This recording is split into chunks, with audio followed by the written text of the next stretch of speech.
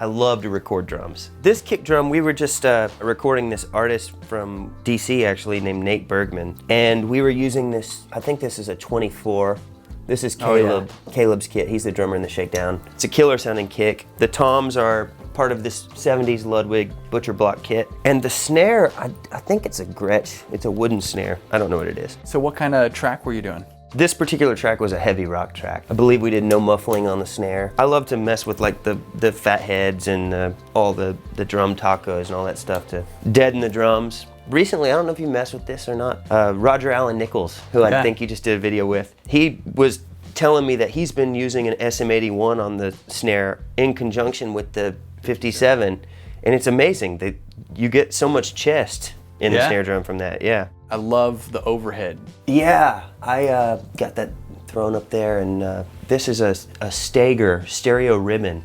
These are made here in Nashville, Tennessee. I love this mic. Oh, that is nice. They're killer on guitar amps, they're killer on rooms. Like I did a record earlier this year with Frankie Ballard. We would just set that mic like sort of, if he was singing here, we'd set it 7-10 feet back. And then just mixing that in subtly, it's like all of a sudden the singer isn't right here, you have some dimension to what's going on. I love that. Whenever the Shakedown, we made this record called Pressure here. My friend Roger was engineering it and he came over and I was like, man, bring this pre that you have, bring this mic, bring this. And he's like, dude, we're making a record in your basement. And so we did the entire record using only Apollo Unison pre's, and it sounds killer. I mean, since doing that record, I've bought a lot of gear. Yeah. Because I was so inspired, and I realized like, oh, the recording is truly a passion for me. Okay, so we got the SM7 on the hat. I love the stand. I know, Is that a drum stand? What is it? Yeah, it's a little, but the funniest thing is it's kind of wobbly.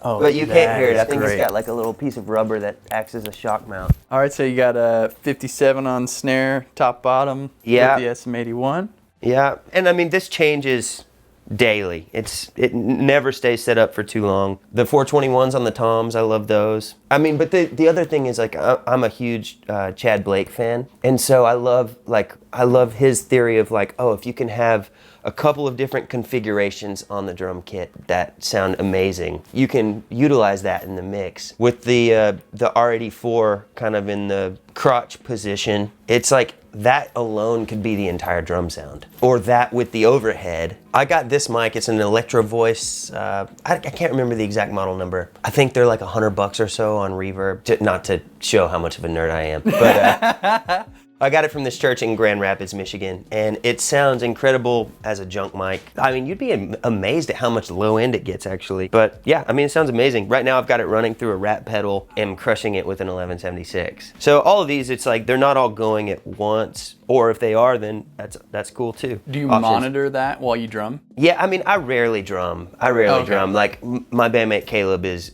one of the best drummers. He comes over and he's a really good drummer. I'm a really crappy drummer. So, but yes, I monitor it all in the headphones. And then what you got down here? 52A? Yeah, that's the 52, and then that's the Telefunken T47. It's the tube sort of modern 47 clone, I suppose. And then what is this? You pulled this out of cab? Yeah, to be honest with you, my friend Brennan and I just put that together yesterday. I haven't even tried it yet. Pulled it out of one of my speaker cabs. I had just a stack of spare speakers, so I was like, why don't we zip tied it to a stand? And then this is the Soyuz Bomblet. These mics are amazing, man. I've borrowed it from Soyuz to check out, and I wrote the guys and was like, you're not getting this one back.